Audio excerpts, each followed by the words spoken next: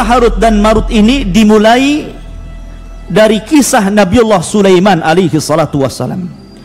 Jadi sebelum Nabi Sulaiman alaihi salatu wassalam diutus menjadi nabi dan rasul, syayatin al-jin ini mereka senantiasa naik ke langit. Kita tahu bahwa Allah Subhanahu wa taala ketika mewahyukan wahyunya, maka yang pertama kali mendengar wahyunya adalah Jibril alaihi salatu wassalam. Jadi ketika Allah Subhanahu wa taala hendak menurunkan wahyu, maka suara wahyunya itu seperti rantai yang bersuara gemerincing yang seolah-olah dipukulkan di batu, dan itu membuat seluruh malaikat langit pingsan. Maka yang pertama bangunlah Jibril alaihi salatu wassalam. Maka Allah Subhanahu wa taala mewahyukan kepada Jibril wahyu yang akan terjadi di permukaan bumi. Ini menunjukkan bahwa Jibril lah yang berhak mendapatkan wahyu. Sebab kalau seluruh malaikat mendengarnya, maka apa keistimewaan Jibril daripada seluruh malaikat? Tidak ada istimewanya. Maka hanya Jibril yang mendengar. Setelah Allah Subhanahu wa taala kemudian mewahyukan kepada Jibril dan selesai mewahyukan kepada Jibril, barulah kemudian seluruh malaikat terbangun dari pingsannya, dan mereka bertanya kepada Jibril, "Madza qala rabbukum ya Jibril?" Apa yang difirmankan kepadamu wahai Jibril dari Rabbmu? Maka Jibril pun menceritakan apa yang diperintahkan Allah kepada dirinya.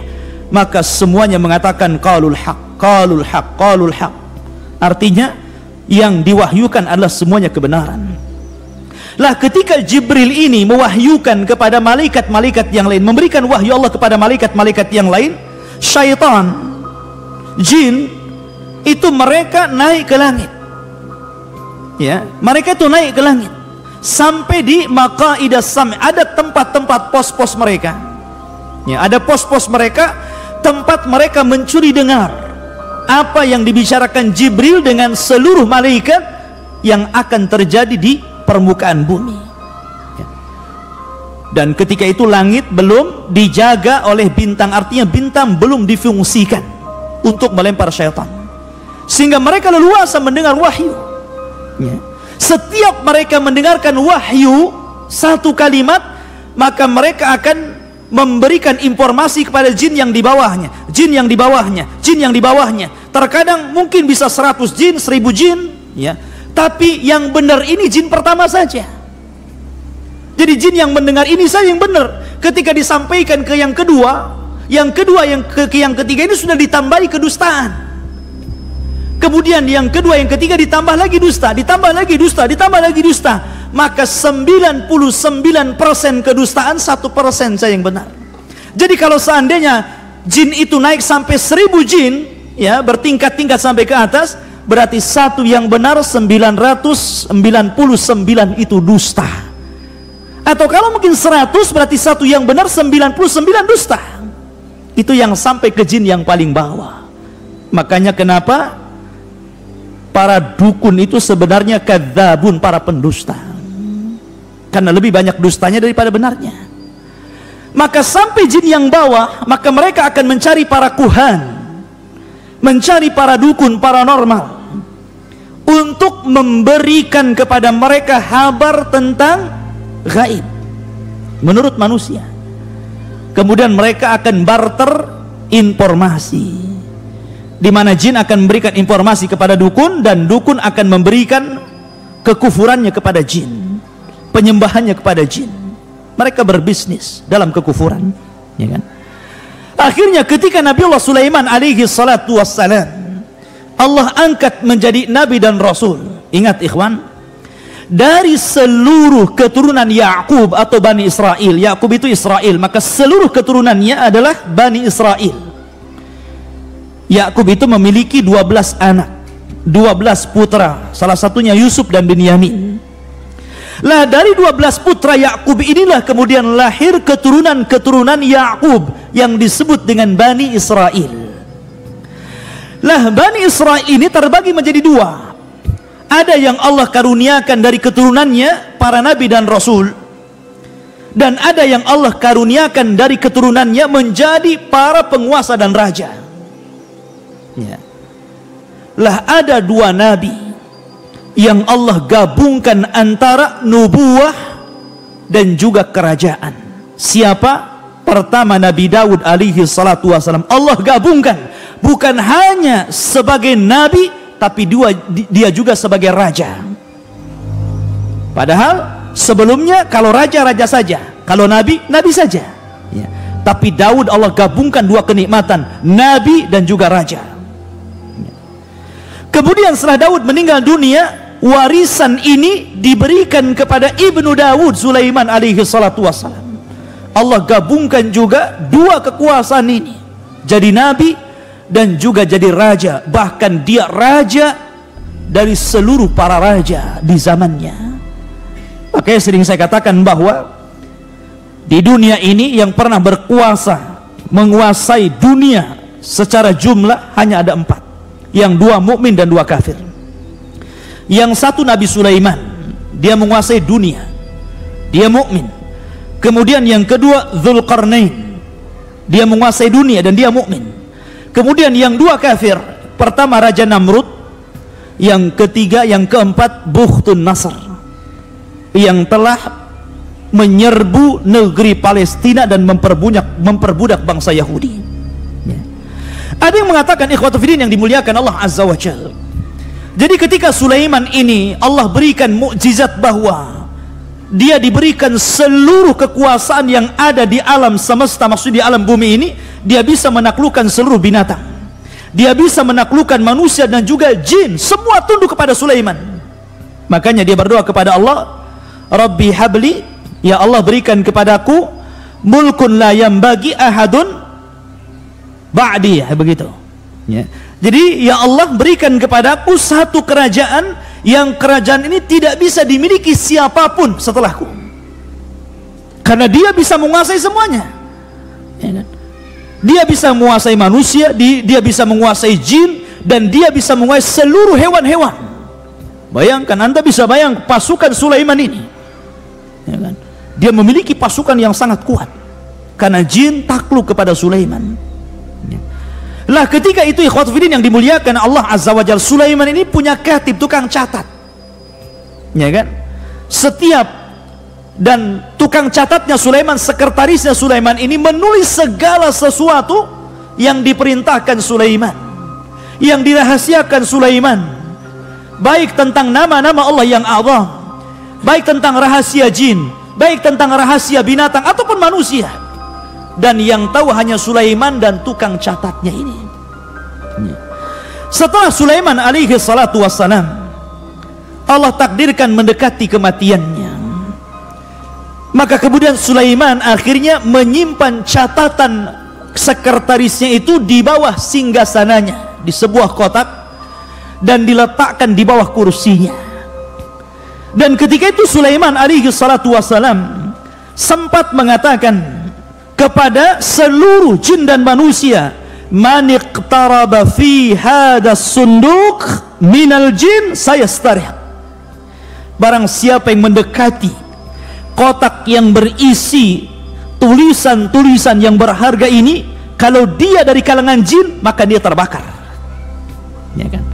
Akan tetapi man iqtaraba minal insi bi kalimatin yaz'am fiha anna ahadan ghairallah ya ya'riful ghaiba fasa'aqtuluhu, tapi barang siapa yang kemudian didekati oleh manusia, kemudian setelah dia membaca di antara kalimat-kalimat yang tercatat itu, kemudian dia mengaku mengetahui yang gaib, maka saya akan bunuh dia.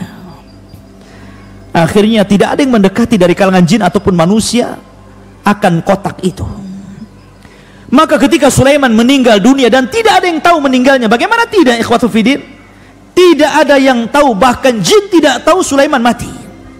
Sulaiman hanya duduk di singgasananya, kemudian rayap memakan singgasananya, kemudian setelah rapuh roboh barulah mereka tahu Sulaiman meninggal. Artinya di sini bahwa kalau memang jin adalah rujukan para dukun, paranormal, dan mereka mengaku sesuatu yang gaib padahal tidak ada yang mengetahui kecuali Allah Azza wa Jalla, jin saja tidak tahu yang gaib pada rujukannya. Jin tidak tahu kematian Sulaiman. Sulaiman sudah mati, jin tidak tahu. Macam mana kemudian para dukun mengetahui hal-hal yang gaib sementara rujukannya tidak tahu yang gaib. Ma'asyiral muslimin rahimani wa maka setelah Sulaiman meninggal dunia, kemudian generasi yang mentauhidkan Allah Azza wa Jalla sudah mulai punah. Datanglah generasi berikutnya yang mereka sudah terpengaruh akidahnya. Akhirnya kemudian syaitan datang kepada kaum Babil, kaumnya Sulaiman alaihi salatu wasallam, menjelma menjadi seorang manusia yang sangat saleh. Ketika itu di Babil ini ada seseorang yang bernama Harut dan Marut. Karena solehnya sehingga seolah-olah dia malaikat. Makanya Allah Subhanahu wa taala mengatakan, "Wa ma unzila 'alal malakaini bi Babil Harut wa Marut." Dan apa yang diturunkan kepada dua malaikat di Babil, yakni Harut dan Marut. Artinya Harut dan Marut itu bukan malaikat, tapi seolah-olah malaikat karena dia saleh. Ada juga ahli tafsir mengatakan bahwa dia adalah syaitan. Harut dan Marut ini syaitan, berpura-pura menjadi malaikat, sehingga dikatakan dua malaikat. Walaupun pendapat yang rajih, yang masyhur, yang mendekati kepada kebenaran, wallahu alam, bahwa Harut dan Marut adalah minal bashar. Dia adalah manusia sama dengan kita. Karena kesolehannya orang menganggap apa? Dia malaikat. Akhirnya kemudian syaitan ini mendatangi Harut dan Marut. Kemudian syaitan mengatakan kepada Harut dan Marut, kata syaitan kepada Harut dan Marut mengatakan, "Aturiduna, maukah kalian an adullakum ala mulkin la yanfad?" Maukah kalian berdua aku tunjukkan kepada sebuah kerajaan sebagaimana engkau melihat bagaimana Sulaiman bisa menaklukkan semua yang ada di bumi ini, baik jinnya, binatangnya, manusianya, maka aku pun akan menunjukkan kepada apa yang dimiliki Sulaiman. Maka akhirnya Harut dan Marut ini diuji oleh Allah Azza wa Jalla. Akhirnya nurut kepada syaitan ini. Kemudian kata syaitan ini, bongkarlah di bawah kursi ini ada sunduk, ada kotak. Di situ ada buku yang mempelajari tentang ilmu-ilmu yang dipelajari Sulaiman. Maka kemudian Harut dan Marut mengatakan, "Kenapa engkau tidak ambil saja buku itu dan kau pelajari sendiri?" Syaitan ketakutan. Kenapa? Karena janji Sulaiman mengatakan, barang siapa yang mendekati sunduk ini dan dia adalah jin dan syaitan, maka terbakar dia. Gak berani, ya kan? Gak berani dia. Akhirnya menyuruh Harut dan Marut menggalinya. Dan setelah dibongkar kursinya, ternyata dia mendapatkan satu kotak dan berisi catatan ilmu Sulaiman tentang sihir, menaklukkan jin, menaklukkan binatang, dan begitu seterusnya. Akhirnya kemudian keduanya mempelajari catatan Sulaiman itu. Dan setelah mempelajari, akhirnya dia pun memiliki ilmu sihir. Dan dikenal oleh orang-orang, kalau antum ingin belajar sihir, datanglah kepada Harut dan Marut. Itu guru sihir yang paling unggul di zaman itu, ya kan? Maka semua orang berbondong-bondong kepada Harut dan Marut, karena di zaman itu ikhwatul fiddin, orang-orang Yahudi itu terkenal tukang main sihir, karena sihir itu berasal dari mereka. Makanya siapa yang menyihir Nabi coba? Yahudi. Labid bin Asam, seorang Yahudi yang menyihir Nabi. Nabi disihir, diambil sisirnya Nabi, Mishtah dan rambutnya Nabi serta sisir yang biasa bersisir Nabi diambil oleh Labid bin Asam, kemudian dijadikan buhul untuk menyihir Nabi, dan berhasil, ya kan? Karena sihir itu pasti ada buhulnya. Min syarri nafatha tifil uqad. Uqad itu artinya buhul. Setiap sihir itu ada buhulnya, ya. Maka kemudian, dan buhul itu biasanya diambil dari orang yang akan disihir, entah pakaiannya, entah mungkin rambutnya, entah kukunya, pokoknya dari badan si tukang sihir itu yang akan disihir tadi. Maka akhirnya kemudian diambillah rambut dan sisir Nabi SAW. kemudian dimantra-mantrai oleh Labid bin Asam Yahudi ini, kemudian diletakkan dalam sumur. Bayangkan, buhulnya diletakkan dalam sumur. Akhirnya Nabi terkena sihir, sehingga dia terhayalkan dia sudah menggauli istrinya, padahal tidak. Seolah-olah dia telah menggauli istrinya, padahal nggak menggaulinya. Tapi ikhwatu fiddin, akidah ahli sunnah bahwa kan ada orang yang berusaha melemahkan hadis ini. Hadis ini berusaha dilemahkan, ya kan, oleh sebagian orang-orang yang tidak suka dengan sunnah. Mereka mengatakan tidak mungkin Rasul kena sihir. Bukankah Rasul maksum? Bukankah Rasul terjaga? Ikhwan, ya. Tidak ada kaitan Rasul kena sihir dengan kemaksuman Rasul. Tidak ada kaitannya. Justru sebenarnya ini menguatkan bahwa Nabi kita Muhammad sallallahu alaihi wasallam itu abduhu wa rasuluhu. Dia adalah hamba, makan seperti kita, minum seperti kita, tidur seperti kita, dan terkena sihir seperti kita terkena sihir. Ya. Tidak ada kaitan antara maksum dengan sihir. Karena Allah Subhanahu wa taala berfirman, "Ya ayyuhar rusul, balligh ma unzila ilaika, fa illam taf'al fama ballaghta risalatah, wallahu ya'simuka minan nar." Wallahu ya'simuka minan nar. Allah yang memberikan kemaksuman kamu di hadapan manusia. Ya. Tidak ada kaitan antara maksum dengan kena sihir. Ya. Dan ini justru memperkuat bahwa Rasul kita manusia, bukan malaikat yang tidak bisa terkena sihir. Ya. Ma'asyiral muslimin rahimani wa rahimakumullah, maka Jibril kemudian turun kepada Rasul sallallahu alaihi wasallam atau malaikat yang lainnya, kemudian meruqyah Rasul sallallahu alaihi wasallam. Akhirnya turunlah surat yang dikenal dengan Muawwidzatain, Qul a'udzu birabbin nas dan Qul a'udzu birabbil falak. Dengan kedua ayat ini malaikat meruqyah Rasul. Akhirnya ketahuan buhulnya di sumur tadi. Siapa yang menyihir Rasul? Yahudi. Ya. Makanya kenapa haddus sahir qatal? Kata Nabi SAW, balasan dalam Islam bagi para pelaku sihir dipenggal, dharbatu bisayf, dipenggal lehernya. Makanya Umar pernah memenggal tukang sihir, Hafsah pernah memenggal tukang sihir. Apakah perlu dimintai tobat? Kata para ulama, ada yang mengatakan perlu dimintai tobat selama 3 hari. Kalau dia bertobat maka diampuni, kalau tidak maka dipenggal. Tapi pendapat yang rajih, yang kuat, tidak perlu dimintai tobat, langsung dipenggal lehernya. Itu pendapat yang kuat. Karena kerusakan sihir ini melebihi kerusakan yang lainnya. Bukan hanya kekufuran, kesyirikan, tapi kerusakan di mana-mana.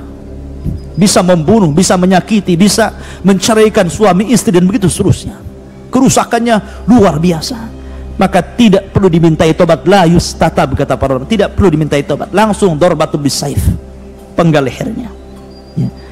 Tapi waktu kembali bahwa setelah kemudian orang-orang Yahudi, karena ketika itu ada dalam riwayat wallahu a'lam riwayat ini, tapi yang jelas saya pernah terbaca dalam tafsir bahwa dahulu ketika orang-orang Palestina ini dibantai oleh Bukhtun Nasr, yang saya sebutkan tadi, raja yang zalim yang menguasai dunia, maka orang-orang Yahudi Palestina ini, Bani Israel ini, akhirnya mereka menjadi budak, sehingga mereka berusaha untuk keluar dari perbudakan Bukhtun Nasr.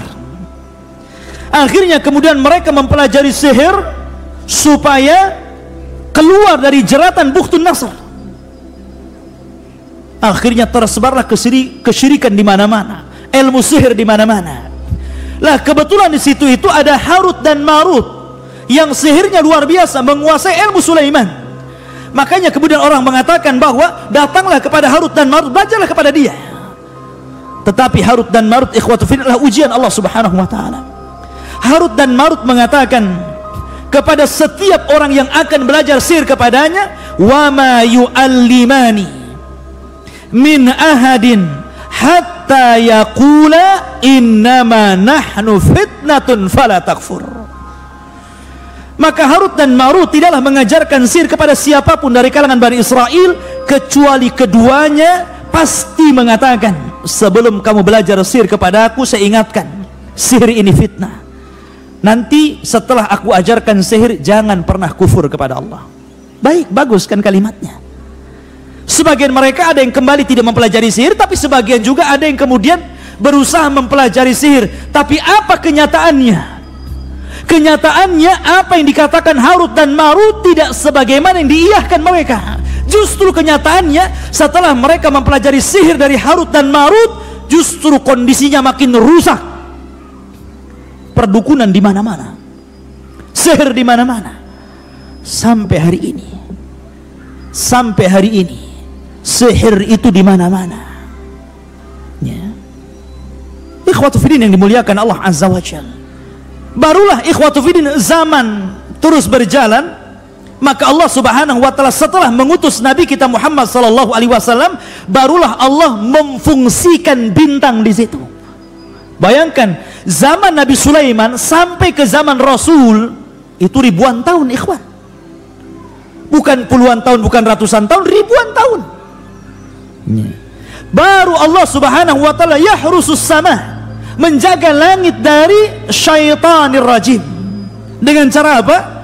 Memfungsikan bintang. Sehingga ketika itu ikhwatu fiddin, syaitan tidak bisa naik lagi ke langit.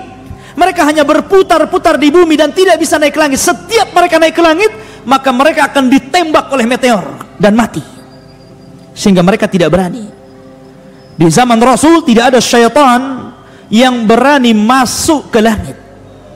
Dan ini menunjukkan tentang bagaimana Allah Subhanahu wa taala menjaga keotentikan risalah Rasul. Inna nahnu nazzalna dzikra wa inna lahu lahafizun. Kami yang menurunkan Al-Quran, kami yang menjaganya.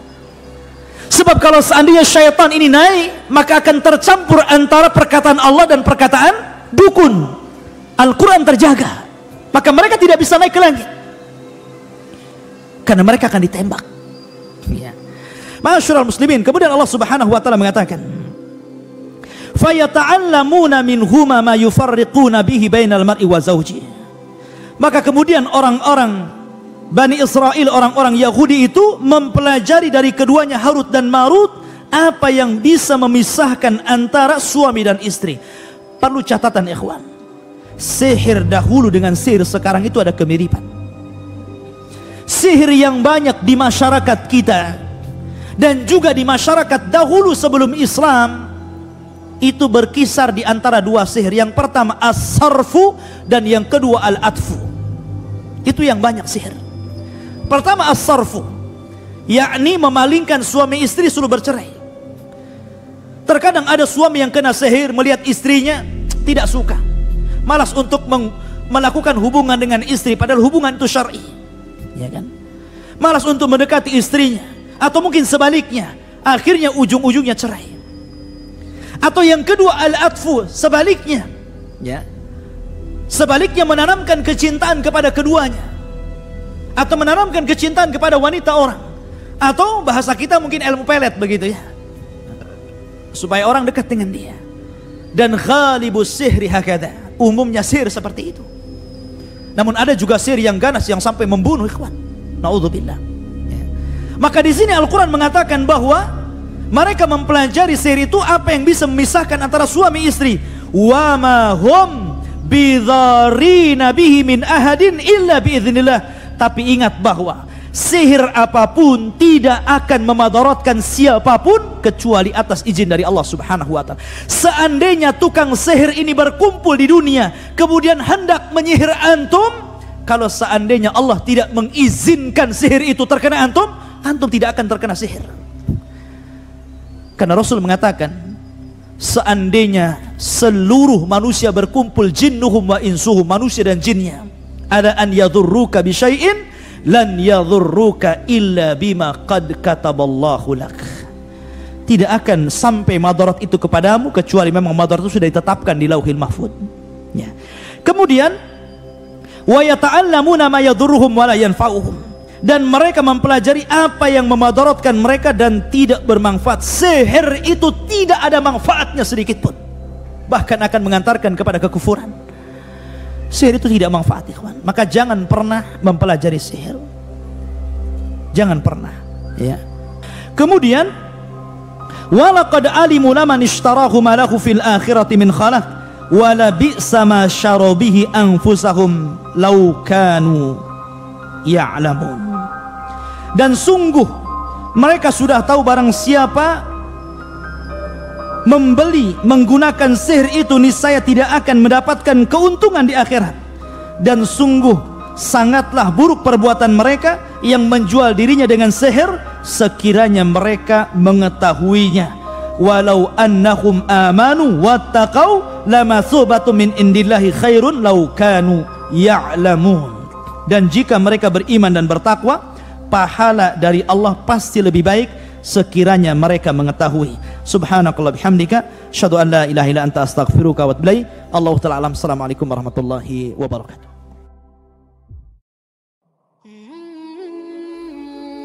Terima kasih banyak yang sudah nonton video ini sampai habis. Dan jangan lupa subscribe-nya sebagai bentuk support untuk channel ini agar terus bisa berkembang. Dan semoga Allah Subhanahu wa Ta'ala mengkaruniakan kita kebahagiaan di dunia dan di akhirat kelak, dan menghindarkan kita dari azab api neraka. Wassalamualaikum warahmatullahi wabarakatuh.